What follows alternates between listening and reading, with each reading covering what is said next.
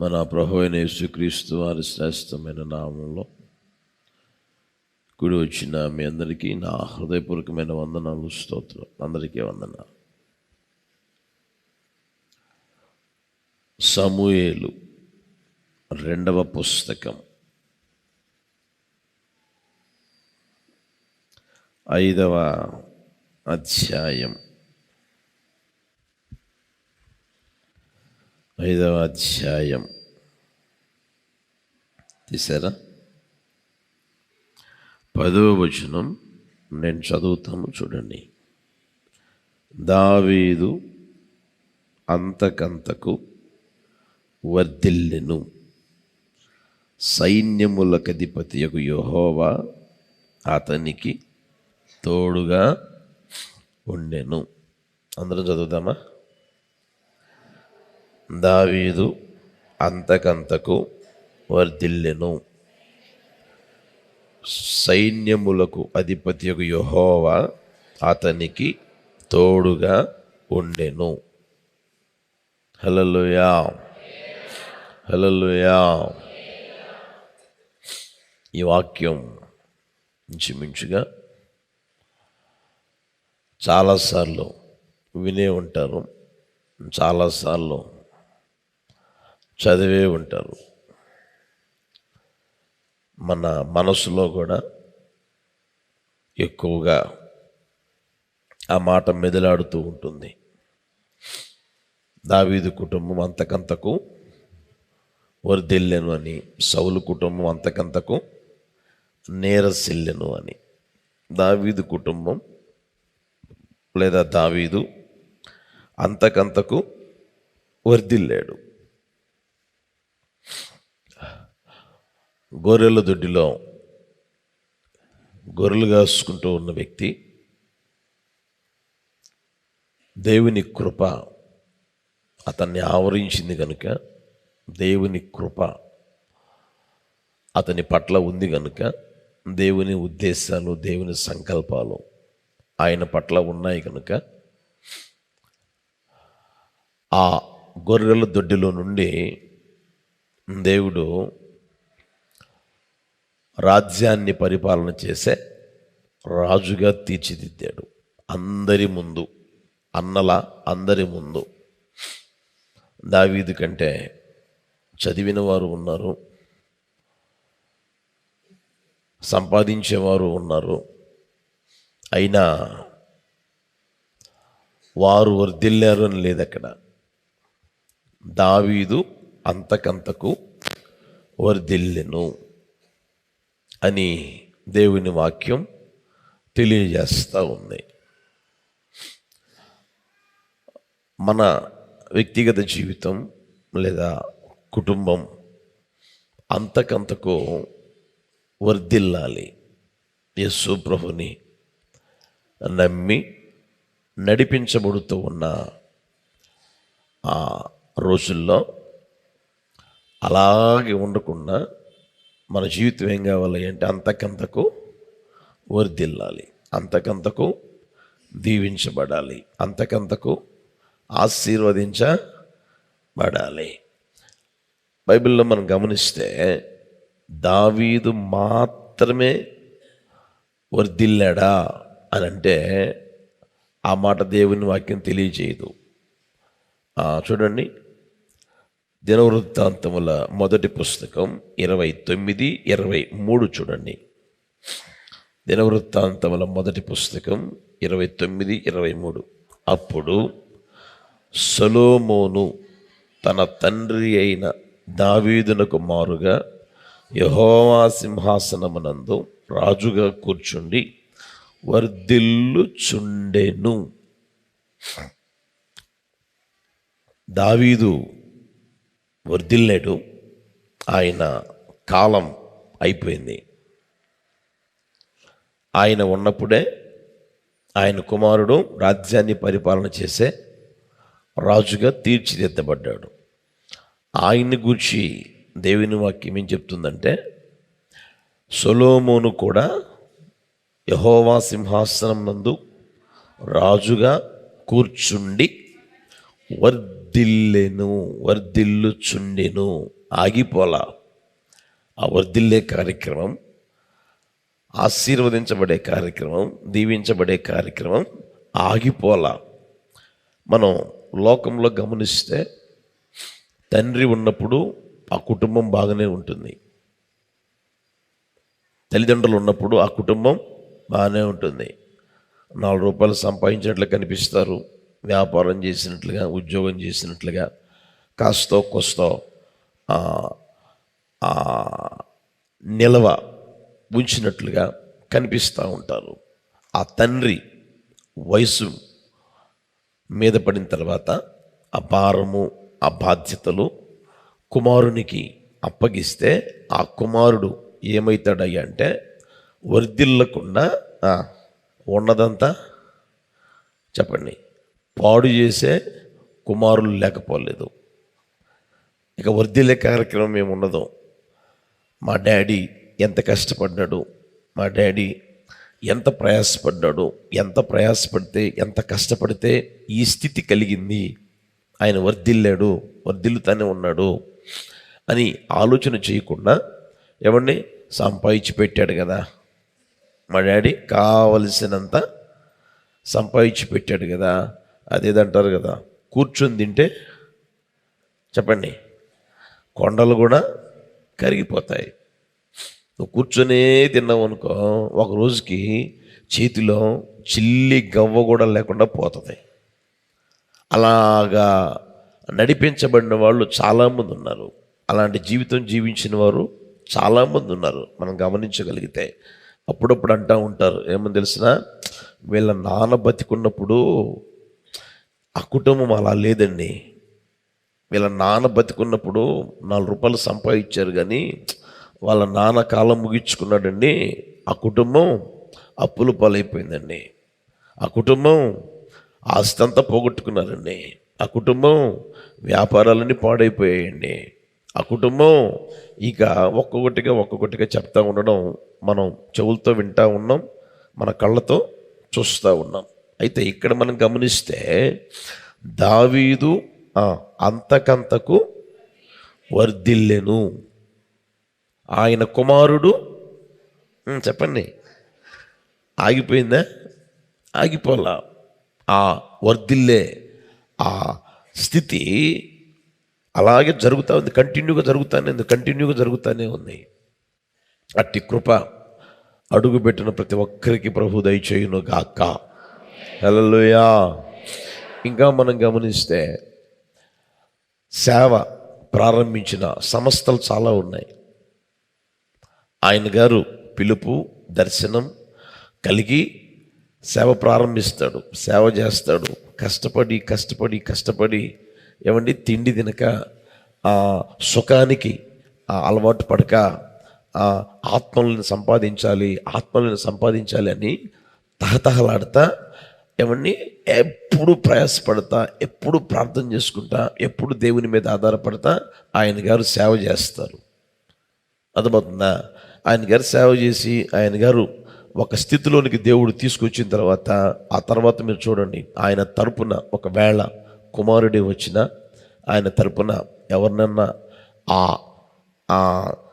అక్కడ కూర్చోబెట్టిన, ఆ సీట్లో కూర్చోబెట్టిన ఆ సంస్థలు లేదా ఆ సేవలు ఏమైపోయినాయంటే వర్ధిల్లే కార్యక్రమాలు లేవు. ఆయన ఉన్నప్పుడండి సేవ జరిగిందండి, ఆయన ఉన్నప్పుడు చెప్పండి బ్రహ్మాండంగా సేవ చేశారండి వాళ్ళ నాన్నగారు. వాళ్ళ నాన్న పోయిన తర్వాత ఈయన వచ్చాడు కానీ అంతేం లేదండి. అంతా అంటే ఏంటి అర్థం? వర్ధిల్లే కార్యక్రమం చెప్పండి, సేవ వర్ధిల్లే కార్యక్రమం ఆగిపోయింది, సంస్థ వర్ధిల్లే కార్యక్రమం ఆగిపోయింది అనేది మనం చాలా చూడగలుగుతూ ఉన్నాం. అది డబ్బు పిచ్చితోనో, లేకపోతే లోక సంబంధమైన ఆశలు లోపలికి చొచ్చుకొనో ఆ సేవలు లేదా ఆ సంస్థలు ఏమండి అప్పట్లో ఉన్నట్లుగా పరిచర్య లేకపోవడం శోచనీయం, మనం గమనించగలుగుతూ ఉన్నాం. అలాంటి స్థితి పొరపాటును కూడా ఉండకుండాను గాక. హల్లెలూయా. మందిరానికి వస్తూ యేసు ప్రభుని నమ్మి విశ్వసించి ఆత్మ సంబంధమైన సహవాసంలో అంటు కట్టబడి నడిపించబడుతూ నీవు వర్ధిల్లుదువుగాక.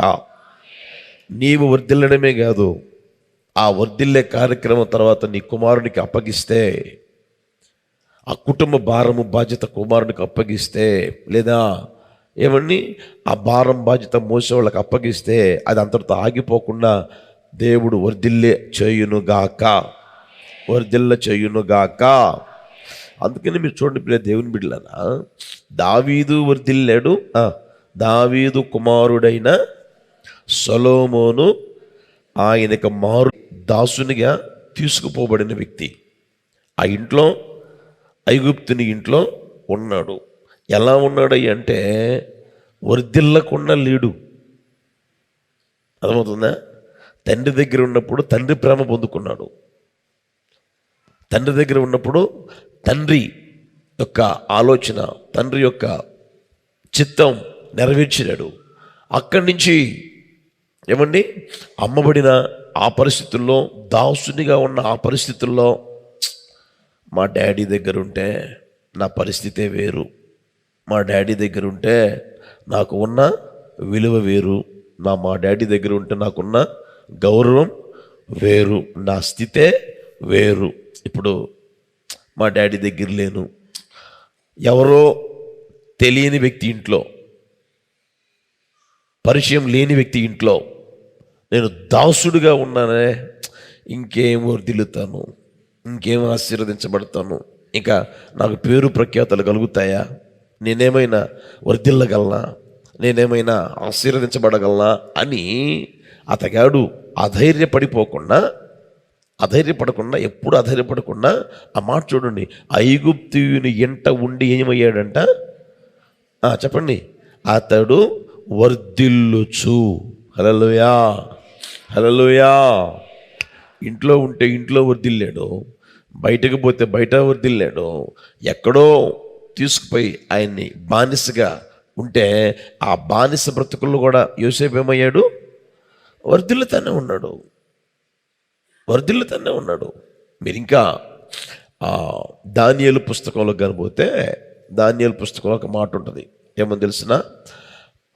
చూడండి, దానియేలు పుస్తకం తీసారా? 6వ అధ్యాయం 28వ వచనం చూడండి. ఈ దానియేలు దర్యావేషు ప్రభుత్వ కాలమందును పారసీకుడగు కోరేషు ప్రభుత్వ కాలమందును ఏమయ్యాడంట? రాజ్యాన్ని పరిపాలించారు, రాజులు మారారు, కానీ ఈయన వర్ధిల్లే కార్యక్రమం ఆగిపోలా. దానియేలు చూడండి, పారసీకుడగు కోరేషు ప్రభుత్వ కాలమందును దర్యావేషు ప్రభుత్వ కాలమందును. చూడండి, దర్యావేషు ప్రభుత్వములో దర్యావేషుకు సంబంధించిన చట్టాలు ఉంటాయి. ఎవరు ఎక్కడ ఎప్పుడు ఎంతమంది అయినా మారినాయి, మనం ఏం కావాలి చెప్పండి? నన్ను తెలిసి వర్ధిల్లుదుము గాక, ఒక్కొక్కరు వర్ధిల్లుదురు గాక. హల్లెలూయా, హల్లెలూయా. సమూయేలు గురించి కూడా ఒక మాట ఉంది, ఏమని తెలిసిన? బాలుడగు సమూయేలు ఎదుగుచు వర్ధిల్లుతున్నాడు. ఇంకను ఆ మాట చూడండి, అక్కడ 2:26 సమూయేలు మొదటి పుస్తకం 2:26. బాలుడగు సమూయేలు ఏంటంట? ఆ మాట ఎందుకు పెట్టాడు అక్కడ చూడండి, ఇంకను అనే మాట చూడండి, గమనించండి. బాలుడగు సమూయేలు ఇంకను ఎదుగుచు యెహోవా దయయందును యేసయ్యకు మహిమ కలుగును గాక. సమూయేలు చిన్నప్పటి నుంచే ఆ మాట, బాలుడగు సమూయేలు ఇంకను ఎదుగుచు ఆగిపోలా. ఆ వర్ధిల్లే కార్యక్రమం ఆగిపోలా, ఆశీర్వదించబడే కార్యక్రమం ఆగిపోలా, దీవించబడే కార్యక్రమం ఆగిపోలా, ఉన్నతమైన స్థితిని పొందుకునే కార్యక్రమం ఆగిపోలా. ఒక రోజున ఈ స్థితిలో ఉంటే రెండో రోజున ఆ స్థితి, మూడో రోజున ఆ స్థితి, లేదా ఒక సంవత్సరం ఇలా ఉంటే రెండో సంవత్సరం ఇలా, మూడో సంవత్సరం ఇలా, నాలుగో సంవత్సరం ఇలా. మీరు సమూయేలు గురించి గమనిస్తే దేశం ఆ చివరి మొదలుకొని ఈ చివరి వరకు ఆయన ప్రవక్తగా స్థిరపరచబడ్డాడు. దేవుడు ఎన్నుకొనిన, దేవుడి ద్వారా ఏర్పరచబడిన ప్రవక్త అని అనగలిగేటట్లుగా ఆయన వర్ధిల్లాడు. హల్లెలూయా. ఈ మాటలు వింటున్న ప్రతి దేవుని బిడ్డలారా, మీ వ్యక్తిగత జీవితంలో కూడా వర్ధిల్లుదురుగాక, వర్ధిల్లం ప్రభు చేయునుగాక. హల్లెలూయా. ఆయన ఉన్నప్పుడు వర్ధిల్లామండి, ఈయన ఉన్నప్పుడు వర్ధిల్లామండి. ఆయన ఉన్నప్పుడు మమ్మల్ని పట్టించుకున్నాడండి, ఈయన ఉన్నప్పుడు చెప్పండి మమ్మల్ని పట్టించుకోవట్లేదండి. ఆయన ఉన్నప్పుడు మాకున్న విలువ వేరండి, ఈయన ఉన్నప్పుడు ఉన్న విలువ చెప్పండి. అలాంటి మాటలు ఇప్పుడు మనం మాట్లాడుకుందాము గాక. హల్లెలూయా. మనం వర్ధిల్లుతూనే ఉండాలి. ప్రభుత్వాలు మారవచ్చు, ఏమండి, రాజులు మారవచ్చు, రాజ్యాలు మారవచ్చు, రాజ్యంలో ఉన్న చట్టాలు మారిపోవచ్చు. ఏం మారిపోయినా సరే మనలో వర్ధిల్లే కార్యక్రమం మారకూడదు, ఆగిపోకూడదు. అట్టి కృప ప్రభు దయచేయును గాక. హల్లెలూయా. చూడండి దేవుడు ఏం చేస్తాడో చూడండి. కీర్తనల పుస్తకం 68:6 చూడండి.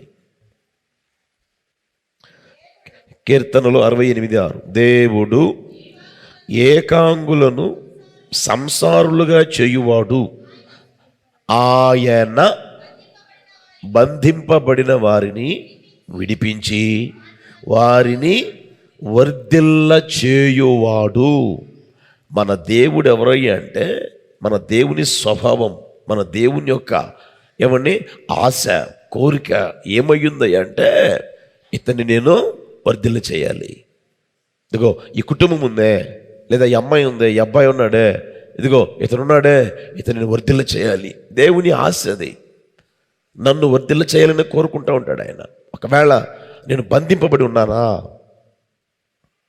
కట్ల చేత బంధింపబడి ఉన్నానా, లేదా అది సాతాను కట్లో, లోకమేసిన కట్లో, లేకపోతే ఏమండి ఏదైనా దేవునికి విరోధమైన కార్యక్రమాలలో నడిపించబడుతూ కట్ల చేత బంధింపబడి ఉన్నానా? ప్రభు ఎవరు అంటే, బంధింపబడిన వారిని విడిపించి ఏం చేస్తాడంట? వర్ధిల్ల చేయును గాక. ప్రతి ఒక్కరిని ప్రభు జ్ఞాపకం చేసుకుని, ఒకవేళ బంధింపబడి ఉంటే ఆ కట్లను తెంపి ఒక్కొక్కరిని వర్ధిల్ల చేయును గాక, వర్ధిల్ల చేయును గాక. ఇంకొక మాట చూడండి, ద్వితీయోపదేశకాండం 30:9. ద్వితీయోపదేశకాండం 30:9. నీ దేవుడైన యెహోవా నీ చేతి పనులన్నిటి విషయములోను, నీ గర్భఫల విషయములోను, నీ పశువుల విషయములోను, నీ భూమి పంట విషయములోను నీకు కీడు కలుగునట్లు కాదు, నీకు అన్యాయం కలుగునట్లు కాదు, నీకు అక్రమం కలుగునట్లు కాదు. అర్థమవుతుందా? ఆ మాట చూడండి. నీకు మేలు కలుగునట్లు నిన్ను, హల్లెలూయా.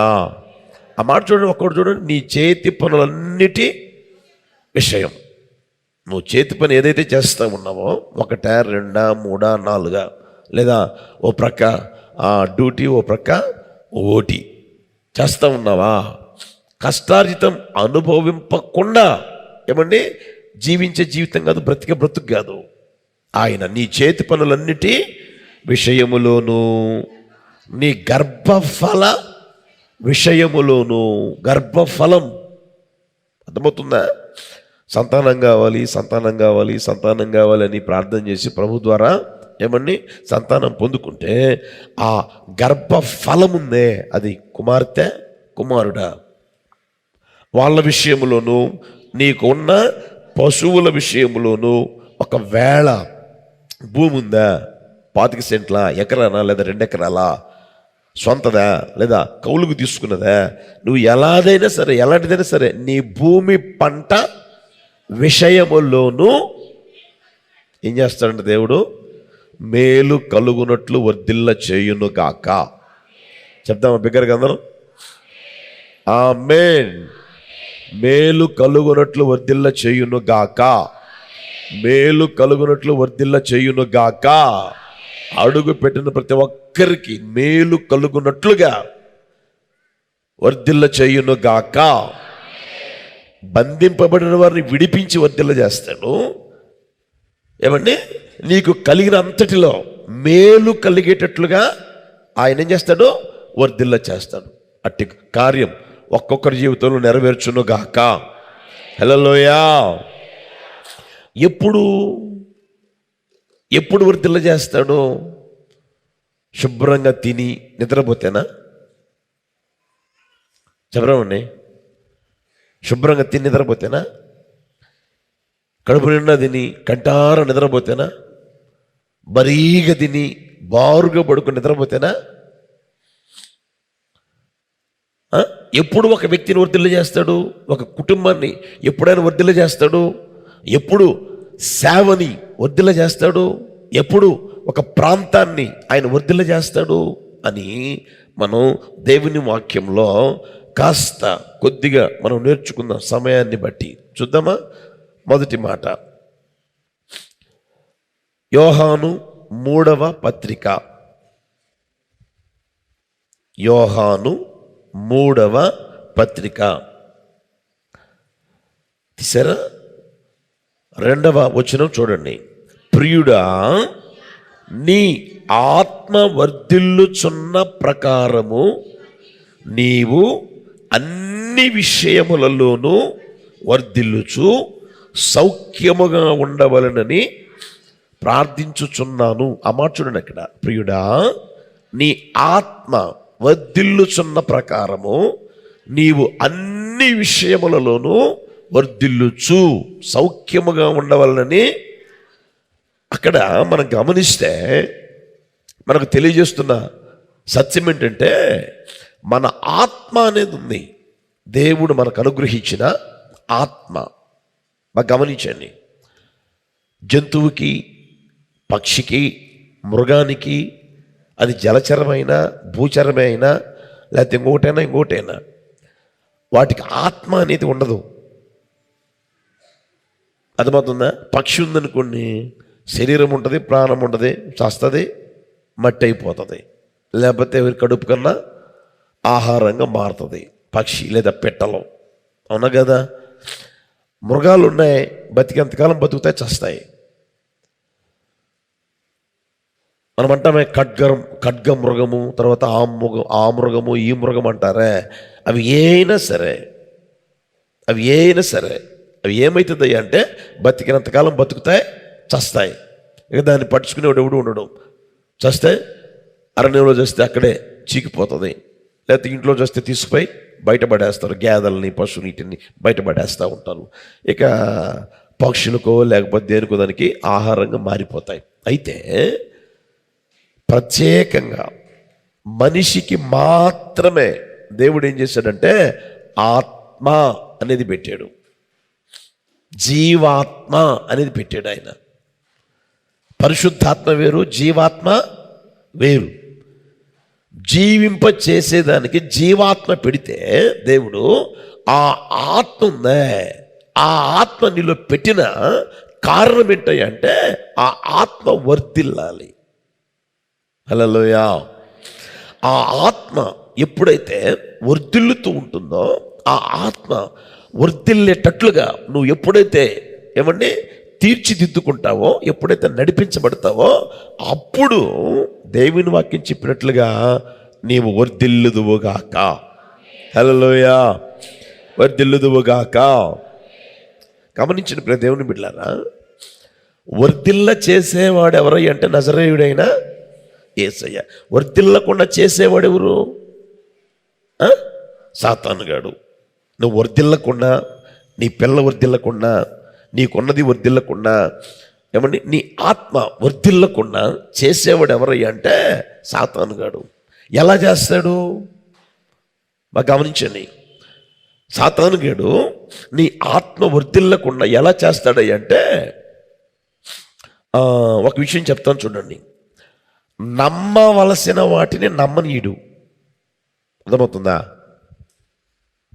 నమ్మవలసిన వాటిని నమ్మనీయుడు, నమ్మకూడని దాన్ని నమ్మేటట్లుగా చేస్తాడు వాడు.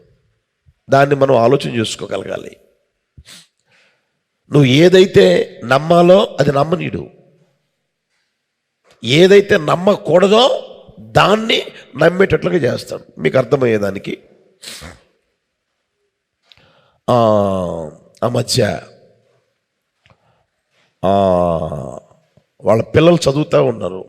ఇంటి పక్కలో ఉంటారు కదండి మీ పిల్లలు, మీకు ఇంటి పక్కలో పిల్లలు లేదా ఫ్రెండ్స్ ఉంటారు కదండి, వాళ్ళు చదువుతూ ఉన్నారు. ఒకడేమో పరమ మొద్దు, అర్థమవుతుందా? బడికి మాత్రం పోతుంటాడు కానీ అదేంటంటారు, పొట్ట బుడిస్తే అక్షరం రాదు వాడికి. మందిర బడికి పోతానే ఉంటాడు, హాజరు వేయించుకుంటానే ఉంటాడు, క్లాసులో ఉంటాడు, ఏ రోజు ఆబ్సెంట్ కాడు. వాడు పరమ మొద్దు. వీడి ఫ్రెండ్ ఉన్నాడు, ఇంకొకడు ఫ్రెండు. అతడెవరయ్యా అంటే మంచి క్లవరు, మంచిగా చదువుకుంటూ ఉంటాడు, బాగా చదువుకుంటూ ఉంటాడు. ఎంత బాగా అయ్యా అంటే ఏమండి, క్లాసులో ఫస్టు, సెక్షన్లో ఫస్టు, తర్వాత అదేంటారే స్కూలు ఫస్ట్, మంచిగా చదువుకుంటూ ఉండేవాడు. రోజులు గడిచిపోయాయి. 10th క్లాస్ వచ్చింది. 10th క్లాస్లో ఎగ్జామ్స్ రాయాలి కదండి, పబ్లిక్ ఎగ్జామ్స్ రాయాలి కదండి. చదివి అందరితో పాటే వీళ్ళిద్దరు కూడా పోయి ఎగ్జామ్ రాసి ఏమండి రిజల్ట్స్ కోసం చూస్తూ ఉంటే ఆ రిజల్ట్స్లో ఏం జరిగింది తెలిసిన, పరమ మొద్దు అని చెప్పానే వాడేమో ఫస్ట్ క్లాస్లో పాస్ అయ్యాడు. మంచి క్లవర్ అని చెప్పానే వాడేమో ఫెయిల్ అయిపోయాడు. అర్థమవుతుందా? ఫెయిల్ అయిపోయాడు. వాడు ఏడుస్తూ ఉన్నాడు, వాడు బాధపడుతూ ఉన్నాడు. వాళ్ళ తల్లి వాళ్ళ తండ్రి ఏమండి తెగ బాధపడిపోతూ ఉన్నారు, తెగ ఏమండి వేదనకు గురైపోతూ ఉన్నారు. Section first, class first, school first, ఏది చూసినా ఫస్టే కదా వీడికి వచ్చింది. ఈడు ఫెయిల్ కావడం ఏంటి? వాడు అసలు చదవడు కదా, వాడు ఫస్ట్ క్లాస్లో పాస్ కావడం ఏంటి, వాడికి అన్ని మార్కులు రావడం ఏంటి అని ఏమండి బాధపడుతూ వాళ్ళకి తెలియకుండా, పాస్ అయిన వాడికి తెలియకుండా వీళ్ళు ఏం చేస్తే తెలిసినండి, ఈ అబ్బాయిని తీసుకొని వాళ్ళ నాన్న వాళ్ళ అమ్మ తీసుకొని అక్కడెక్కడికో పోయారు. అసలు ఇలా ఎందుకు జరిగింది? చదివేవాడు పాస్ కావాలి కదా, చదవనోడు ఫెయిల్ కావాలి కదా. చదవనోడేమో ఫస్ట్ క్లాస్లో పాస్ అయ్యాడు, చదివినోడేమో అసలు ఫెయిల్ అయిపోయాడు. ఎందుకు జరిగింది అని ఉంటారు కదా. అదేదో జ్యోతిష్యం చెప్పేవాళ్ళు, లేకపోతే అరచేతిలో కోడి గుడ్డేసి అదేదో మొఖాలు చూపిస్తారంట. ఏం చూపిస్తారంట కదా, నాకు తెలియదు, అయ్యి నన్ను అడగమాకండి. చూపిస్తారంట కదా. అక్కడికి పోతే వాడు శుభ్రంగా దక్షిణ పెట్టమన్నాడు, పెట్టారు. ఆ తర్వాత వాడు అడిగిందంతా చేశారు. కోడిగుడ్లు తెమ్మంటే తెచ్చారు, తర్వాత కొంక తెమ్మంటే తెచ్చారు, పశువులు తెమ్మంటే తెచ్చారు, దారం తెమ్మంటే తెచ్చారు, ఇక నిమ్మకాయలు తెమ్మంటే తెచ్చారు, సమస్తం తీసుకొచ్చిన తర్వాత అయ్యా ఇప్పుడు చెప్పండి అని అంటే వాడు కోడిగుడ్డు పోసి ఏమండి ఇట్లా చూస్తా ఉన్నాడు. మీ అబ్బాయి దాంట్లో పెట్టారు అన్నాడంట వాడు. ఇది జరిగేదేనా? మీరు చెప్పండి, నువ్వు తెరవండి, జరుగుద్దా? ఇప్పుడు నేనున్న నా మెదడు తీసి మీ తలకాయలో పెడతారా? మీ తీసి నాకు పెడతారా? జరుగుద్దా? అర్థమైందా? ఇక వాళ్ళు ఇది ఎప్పుడు జరిగింది, ఎట్లా జరిగింది అని చెప్పేసి అని తెగ బాధపడిపోతా ఉన్నారు. అయ్యో ఎంత ఘోరం జరిగిపోయిందా, ఇంత అన్యాయం జరిగిపోయిందా అంటా ఉన్నారు. ఇప్పుడు అర్థమైందా? నమ్మవలసిన దాన్ని నమ్మనీడు వాడు సైతాన్ గడు, నమ్మకూడని దాన్ని నమ్మేటట్లుగా చేస్తారు. ఎవరిని? బయట వాళ్ళని కాదు. In Hosanna Mandir